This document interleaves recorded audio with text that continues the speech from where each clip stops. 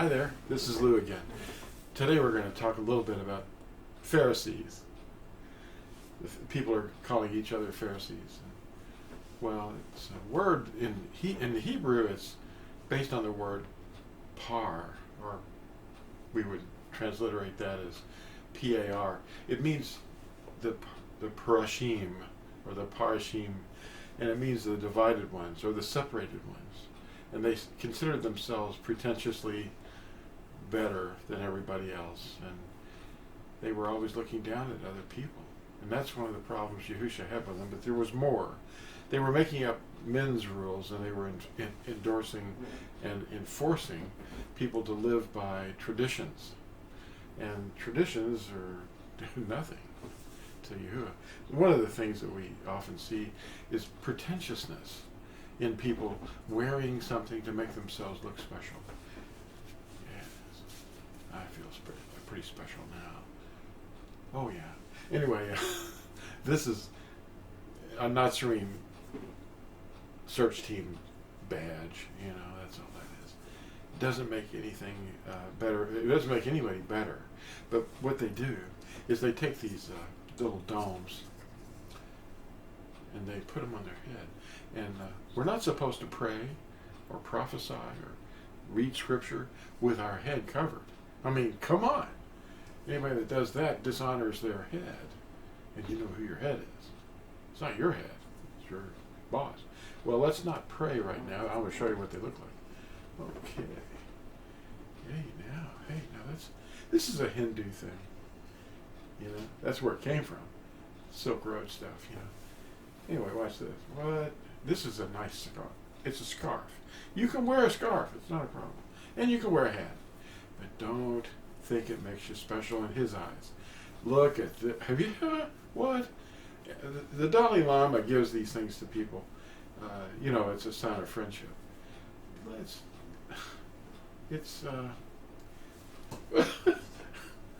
Anyway, we're not... I'm showing you things that you see all the time that are not good, you know, in Yahuwah's eyes. In men's eyes, it's a different matter. It's a Pharisaical Hindu kind of thing. Well, let's put this down. We'll pick that up later. I have to wash that bowl. Domes and bowls, they don't help you. The word we talked about earlier is prashim, and that's what they were calling themselves. And I think the Latin and the Greek and the English kind of modified it over the centuries. Pharisees are among us today. Now this is something that your pastors, or your former pastors, never saw coming. The translation that they all teach from in the preface admits that the translator has removed and replaced the name of Yahuwah with a device. They even sometimes put the tetragrammaton in there, the 4 letters, the vowels, Yod, He, Ua, He, and they admit that they took that out and replaced it with a device. Maybe you should show them this, if you can. Open the thing and show them their own preface and go, what? You've been using this translation and it's seriously flawed. I mean, they took the name out. Come on. Well, the light of the world is about to come. Pharisees are among us today. They set men's doctrines up as higher than Yahuwah's Torah. And what was it, 2 Peter chapter 2? He says, and I think it's around verse 22. He said, no, it was definitely 2 Peter chapter 2. He said that the way of truth is going to be maligned. What is the way of truth? Well, it's the 10 Commandments. That's what you're supposed to walk in. And you can pledge to the 10 Commandments. We obey these. That's what we were supposed to teach the nations. We were told to do this by our only rabbi, the exalted one. That means my chief. Rabbi means my chief. We have no chief other than him. And anyway, The Pharisees are among us today all over the place. You can just spot them. They make up their own rules. They condemn each other over things like food, drink. They criminalize you. That's what the word it really is. Let no man judge you. That means let no man criminalize you over food, drink, festivals, Shabbats, new moons, what men have ascertained to be their idea of what you're supposed to be doing or thinking. Don't let them criminalize you. Now, if you teach them the truth, don't let them criminalize you, but you can show them the correct behavior, and if they don't accept it, then it may be one of you that is out of alignment with the truth. But you can research this. You know, there's all these people out there with lunar Sabbaths and flat earths. You know, whatever the thing is, that's the sun isn't very far away or the moon isn't very far away, and how in the world that happens, seasons and all that. They don't know. So you don't condemn them. You don't criminalize them because they don't understand. Whatever you think, whoever you think you are, don't criminalize them and don't be criminalized. Just say, well, that's not really our job. We don't have to worry. The thing that you have to remember, though, is like food. Food is set apart by the Word. In other words, he describes what food to eat and what is not food. Don't touch it. You know, you're not supposed to touch that stuff if it's not food and it's dead and it's like pig or a monkey or a rabbit or something. Shrimp, you don't eat that stuff. You know, they're toxic. They're poisonous. He wants us to stay away from it. Well, but we don't criminalize each other. We don't say, you're going to hell. No, you're not. He can forgive who he forgives. And we're all falling short. We call on his name, we teach his name, and we teach his word. And the pastors don't know this, but they are teaching from translations that have removed the name. And all you have to do is just show them this in the preface. They say, well, it doesn't matter. We don't speak Hebrew. Okay. Don't criminalize them. I mean, just say, well, can we start learning the truth? Anyway, the Prashim, the Pharisees, want to hold sway over you, and they were very pretentious. They wanted you to look at them and, you know, wear special stuff to set them apart from everybody else. And the Pope, it does a lot of that, whoever that person is. I'm not judging the man. I'm talking about the office. The idea of somebody setting themselves up above everybody else, calling themselves a deity, you know, that's what they believe themselves to be. And they're a hierarchy. Well, he outlawed, or in 2008, the office of the papacy outlawed the use of the name in worship or prayer or songs. I mean, what? And they hold positions, these Pharisaical types are Nicolaitanes. That's what they do. They lord or rule over the people, laity, the laity. That's the common people. And yet they're on the same level in Yahuwah's eyes. There's no one above or below one another. We're all brothers and sisters. Well, these rules of men that they added were enforced because they hypnotized people into the concept that they had authority. And their teaching authority was threatened by Yahuwah, or Yahusha, when he came, and he said, they said to him, where did you get this authority to teach and do these things? Because they didn't give it to him.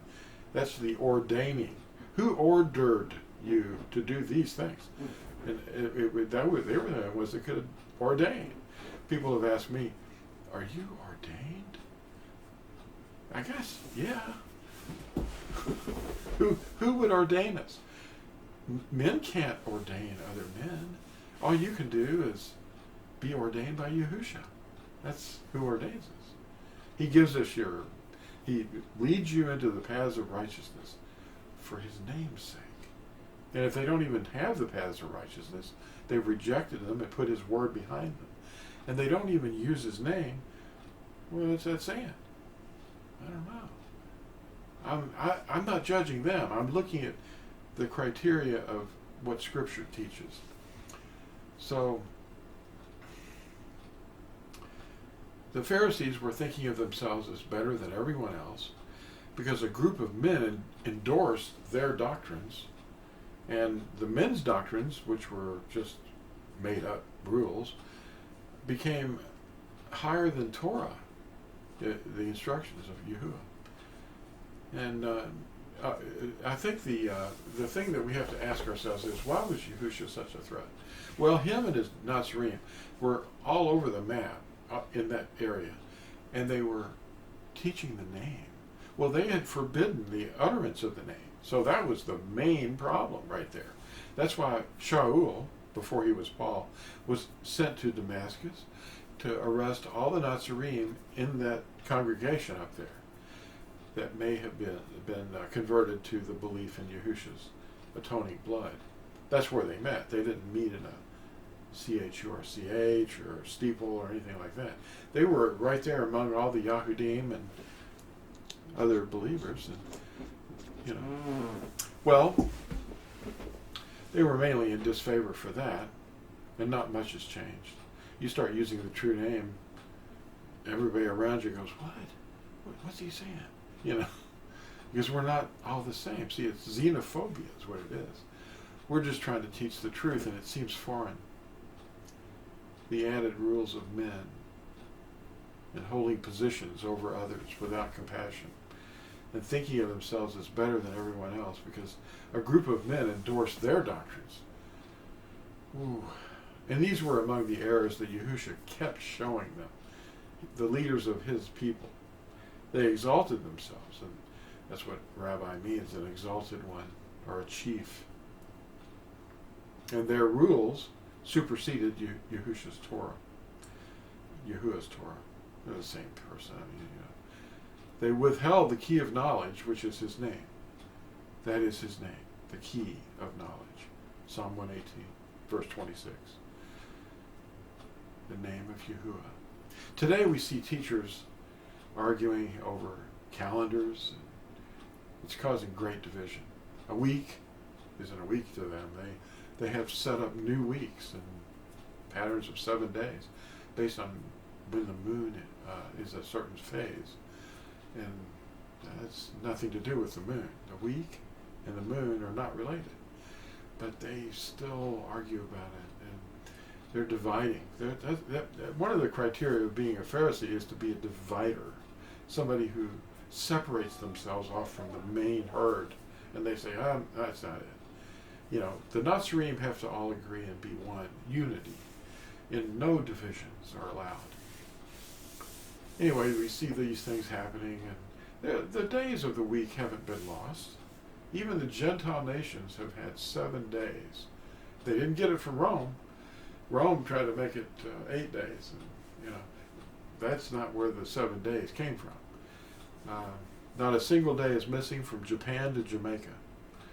And the indigenous peoples that they discovered in South America, they had 7 days. And the one that they rested on happened to be the right one. They wouldn't work.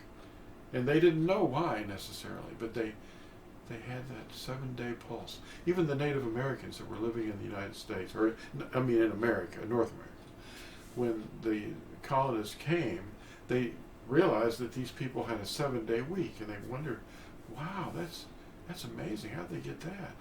And then they rested on the Sabbath, or Shabbat. See, it was Constantine that changed that. Sunday is not Shabbat. Sunday is the first day of the week. You go back to work. They made up an excuse for why they changed it, but that doesn't make it any. It has nothing to do with first fruits. Is Yahusha is first fruits, and he rose sometime after the 7th day ended at sunset, and then sometime in the morning the discovery was made that the tomb was empty. But anyway, when we're straining at gnats, we could be swallowing a camel, so we have to be careful. Oh, and I wanted to recommend you look up this book on Amazon.com. If you go to my author's page, look at Amazon.com, and then go to Lou White author's page, and you'll see other books there. But this one the new one is called Love, and it has an introduction to the BYNV, the Besorah of Yahusha, the Natsarim version, and have a look at the things it's describing. But your pastor never saw this coming. You need to, or an ex-pastor or something, you can go to him and say, let's go and look at your translation that you've been teaching from for maybe decades. It doesn't have his name in it, and we need to find out why that is and why you use this. Well, thanks for watching this, and remember to love one another. And remember that Yahusha is going to return, not according to what we're expecting, but he said we wouldn't see him again until we said, Baruch haba b'shem Yahuah. Thanks for watching. Bye.